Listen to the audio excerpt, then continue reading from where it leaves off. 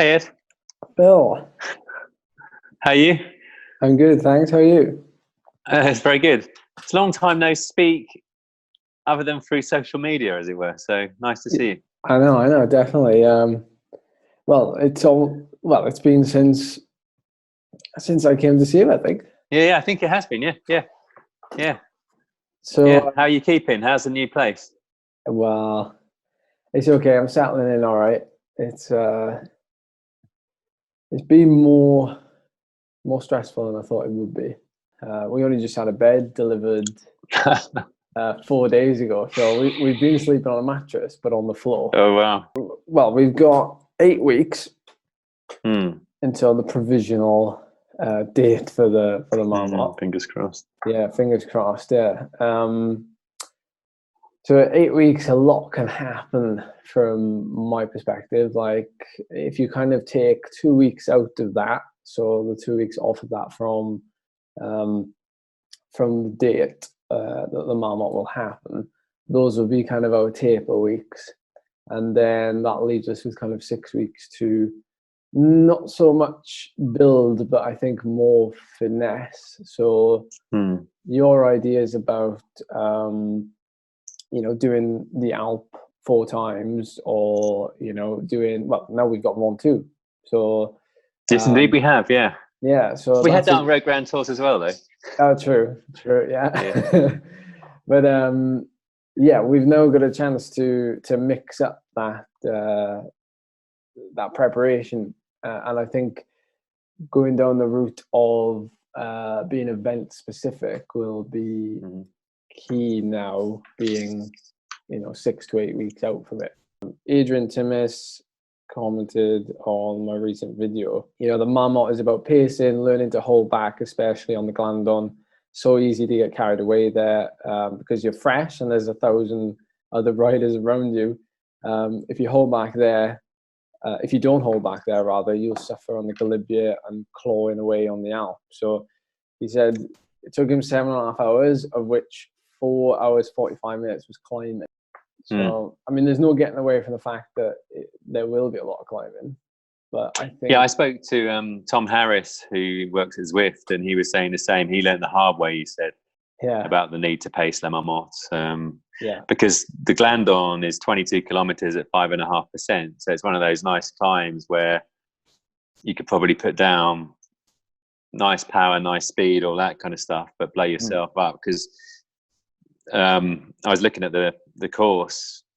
You have the Telegraph, 11.5 at 7.3%, and it goes literally straight into the Col de Galibier, which mm, is again 17.6 at 7%. So, you know, that's yeah. emotional. Then you get a massive downhill and some flat and all that kind of stuff before you hit the Alps. So you can pamper yourself. Not blowing myself up and doing something stupid is a must. It's a couple of riders have done it from my area, and Mm-hmm. they said they were just kind of, they were more there for the experience and the day out. But even then, because they were kind of plodding along, the gear that they were using on their bikes was just not small enough to allow them to plod, and they just ended up riding at kind of 70 RPM for an hour and a half, 2 hours up the Galibier. And like, that's not to say that that's difficult or hard, but then when you add up the other climbs, Mm. you're then going to start to, well, you're not going to enjoy it when you get to the Alp. And I think, even though you want to set yourself a goal and a time, Mm. if you're not enjoying, because you can go hard and push yourself and not enjoy it. You can also Mm. go hard and push yourself and enjoy it. There's like, the effort can be in control of you, or you be in control of the effort. Goes back to that again.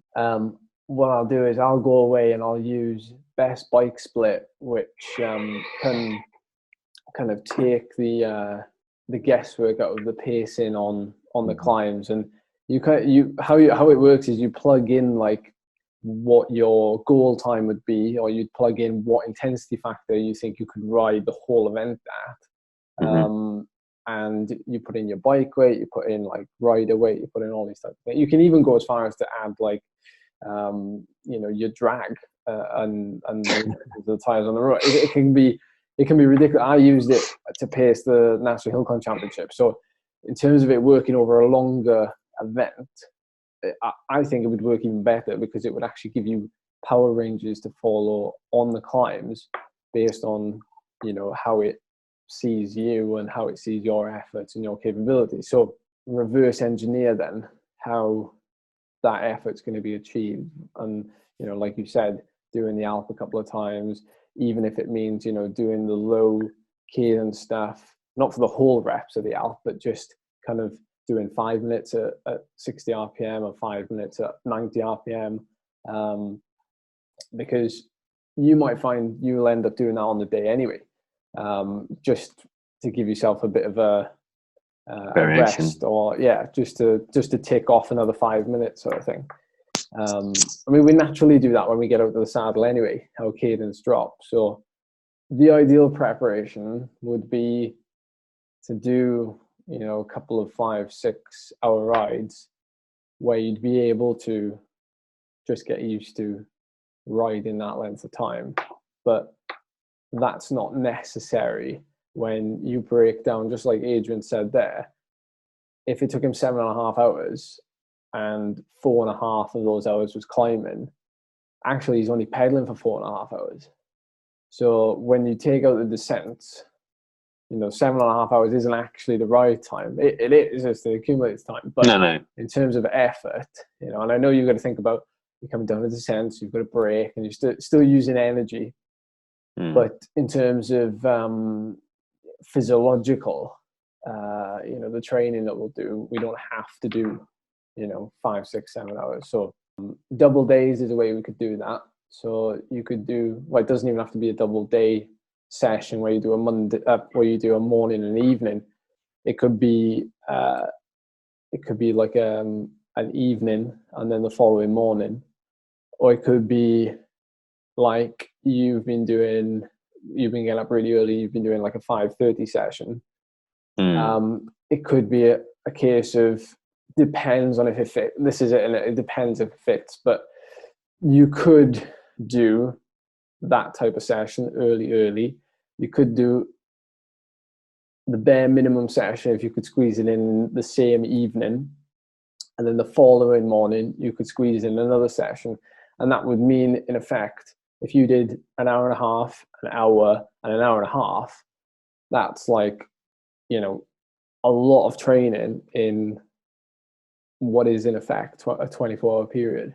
That's where I'm open to all these kind of things. I'm also hoping now that the velo circuit up by the Olympic Velodrome is now open.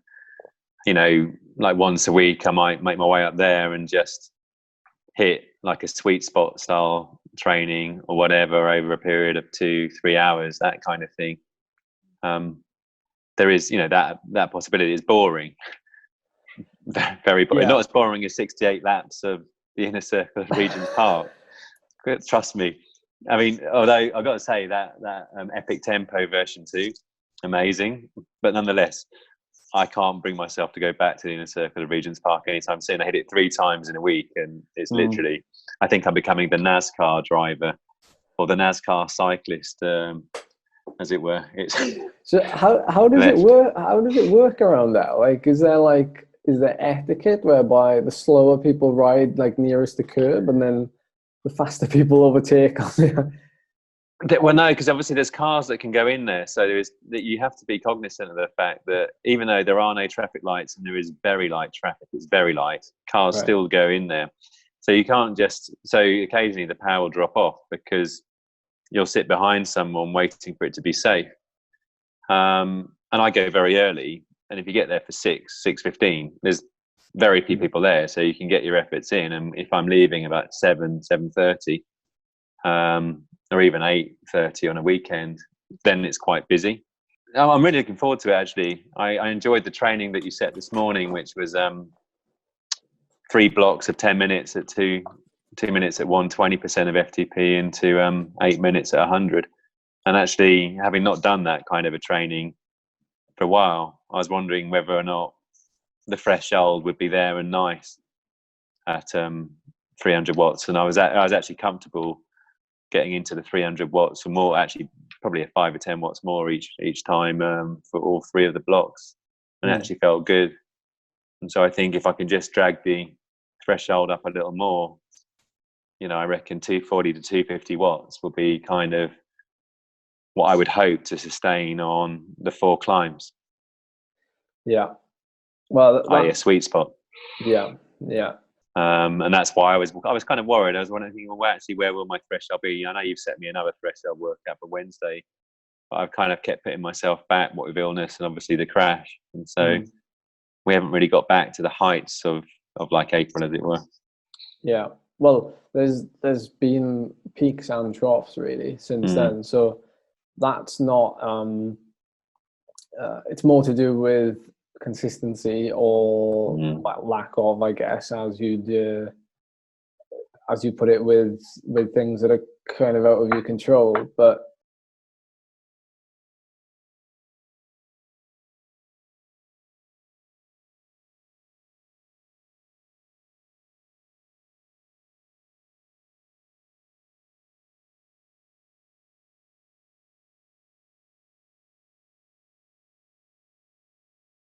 I think in 8 weeks, if you were to, touch wood, like everything just goes smoothly, 8 weeks is a long time to see enough consistency that, you'd be like pretty close. But then, if we look at threshold and we look at your 20-minute number and stuff like that, that sort of effort won't get you the result you want in the Marmotte. Like the Marmotte is a different kind of. So when we look at, when people talk about their best 20-minute powers, like you could say, okay, what are you training for? And they're like, oh, I'm training for Land's End or John O'Groats. Well, why are you talking about your 20-minute power then?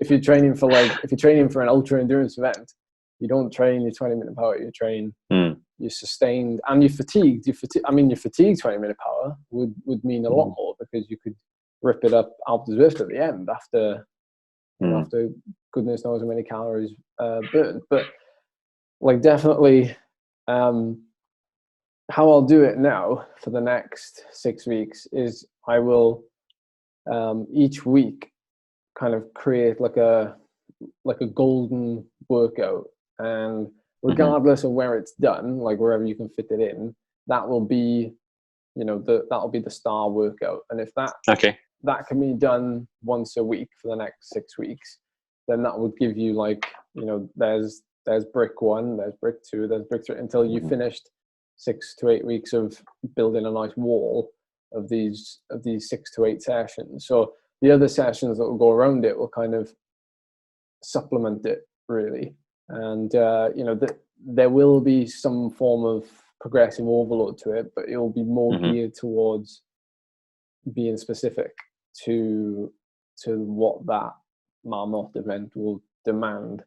So no, that sounds perfect. And I think one of the pleasing things that I've taken from the last couple of weeks is that I've had my best ever 2-hour powers, and I've replicated it indoors and outdoors. And for me, as we head to La Marmotte, that's kind of, without having trained any of that power, exactly what you've said has come true regarding the polarized training. I think, notwithstanding the fact that I've had my ups and downs, I think my threshold is there or thereabouts as to where it was back in April. Yeah. My weight is 2 kilograms lower. So in WKG, it's a bit up. But actually, I was thrilled on one of the sort of the longer races on Zwift to do the 4 watts a kilogram over 2 hours, and then to replicate it outdoors, albeit on the NASCAR circuit. Nonetheless, it was still 250 odd watts over the 2 hours. And exactly what you said would happen happened. Yeah. In terms of working on the top end, and the zone 3 and 4 follows. And therefore I think there's a great foundation there for this La Marmotte, which is why I say, I'd like a good time. I reckon like a goal time for my age group, 40 to 49, I think is 8:39. If you're 10 years younger, it's about 8:13, or better. And just something I haven't done any of the maths or anything like that, but just gut feel tells me that's doable, especially if you kind of test it on a 4 times Alpe d'Huez Zwift or whatever it is. Yeah. You know, which is kind of 2/3, 3/4 of the climbing and the distance ahead of time. If you're sustaining that 4 watts a kilogram, which is basically 250 watts for me, that would be a relevant kind of challenge, I think. But I think the foundation's there because of everything that you've given me over the preceding sort of 5 months or so. Yeah, I mean that ride you did, 4 watts per kilo for 2 hours and 5 minutes and 45 seconds. The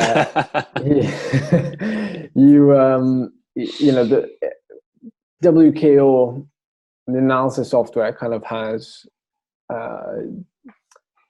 it takes that and kind of puts it as an overlay on a graph whereby you can see like what is a moderate watts per kilo for that time duration, what's an excellent, what's an exceptional, what's a world class. And the 4 watts per kilo for 2 hours puts you literally like a smidge under excellent. You weren't flat out for 2 hours. No, you were riding at what you wanted to sustain. If you were in a race for 2 hours, and this is average power, this is not normalized. So if you're normal, say even if you were 10, 15 watts above or normalized, what would that 4 cents of Alpe d'Huez Zwift be? Would that be a 3-4 hour ride? Yeah, I mean, you got to allow for the descending, the hated descending. But yeah, I reckon 50 minutes a pop on the way up, 10 minutes a pop on the way down. Oh yeah, wouldn't be far off. Yeah, it's about 52 kilometers distance, 4,600 meters. That's why I think it's a really relevant little challenge for the La Marmotte. So I mean, Keith Robertson suggested this, and he said it is hell. So I'm not for a second saying I'm going to definitely do it, but I'm going to have a very good crack at it. Yeah, well, that could be something. So you've done 2 hours at 4 watts per kilo.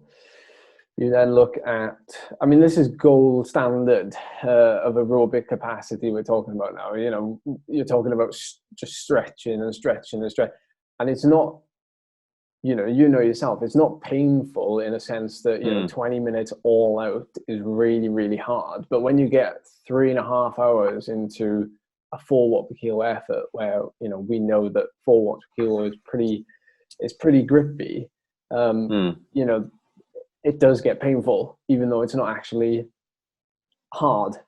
It's the ascents at 4 watts a kilo. You get the 10 minutes of respite on each of the descents, so it'll average out over the 4 climbs at less, I think.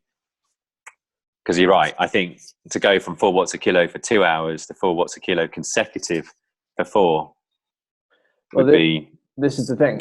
Very. Well, maybe it's possible, but it's surprising if I did it. That could be the thing we aim for 2 to 3 weeks out from La Marmotte. Yeah, I think that's a good goal. It's one of those things that you don't. Every session doesn't have to be a success, but every session is there to serve a purpose. So even if you didn't hit, that target, I mean, you'd manage 4 reps. It's whether or not you do it at 3.8 to 4. 4 each time. 4 watts per kilo each rep for 4 reps. The important thing to measure would be like, how have you felt in that progression up to that ride itself? And being that it's 2 to 3 weeks out, even if you fail to execute on that session correctly or as well as you would have liked, you still have 2.5 weeks until the actual event.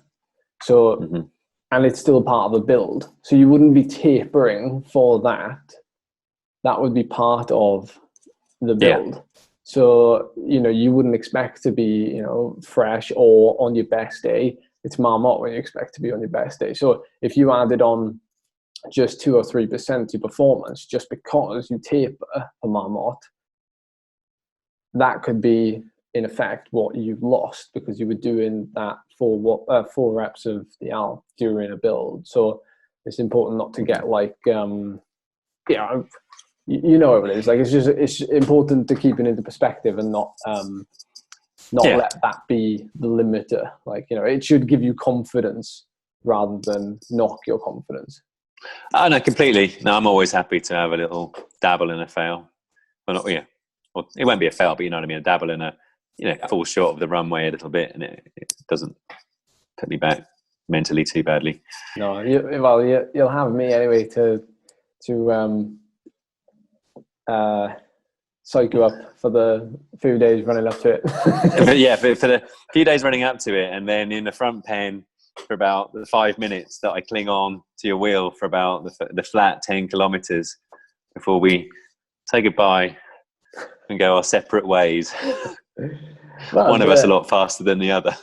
It's all weather independent. And let's not forget though that we also have the small consideration of La Grimpeur Alpe d'Huez the day before.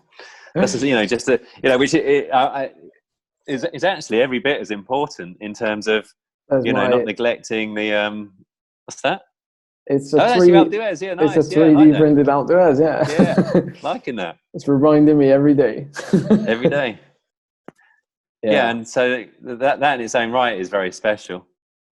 It will be. A chance to, and that'll be an empty the tank kind of thing. Yeah, a chance to ride it with fresh-ish legs, and not. That'll be interesting as well. Like, I don't think a lot of people have done, you know, that event and then, you know, seen what they're capable of doing. You know, 2 days out. It is 2 days. 2 days. Yeah, before. you've got. I think it's a Thursday for La Grimpeur de Alpe d'Huez, and then you've got Friday off for a little zone 2, no doubt, and then a Saturday, the main event. Normally it's the Friday and the Sunday because they changed it. Yeah, so that would be a good comparison. And like I said, it would mean more, I think, if both of us were to get to the Alp with as much gas left in the tank as possible to actually give it some up that climb, to see then the comparison between, you know, what we did on the climb itself as a standalone effort versus after, you know, 4 or 5, it's probably 5,000 calories burned, possibly more actually. People correct me in the comment section, no doubt. But yeah, I think that's my job now. I think we should get those gold standard workouts set, and then it'll make it easier to have something to tick off every week as we build up to it. So yeah, perfect. No, I'm really looking forward to it. I mean, I love the whole process of the training and the preparation anyway. You know, it's fingers crossed that we get there. But either which way, it will be a really enjoyable sort of series of trainings, nutrition. I'm going to also do a little strength training. I won't neglect the strength because I'm a firm believer in it, but not to create muscle soreness. So no, I'm appreciating everything you're doing for me, Ed. It's been massive in terms of the difference your training has made to my fitness, and it's only when you kind of suddenly see your 2 hour power just manifest itself like that. I'm gonna have a day off tomorrow. Cool. But, nice one. Okay, Ed. I'll speak to you soon. Have a good day, and I look forward to your next live stream. Cheers, mate. See you soon. Take care.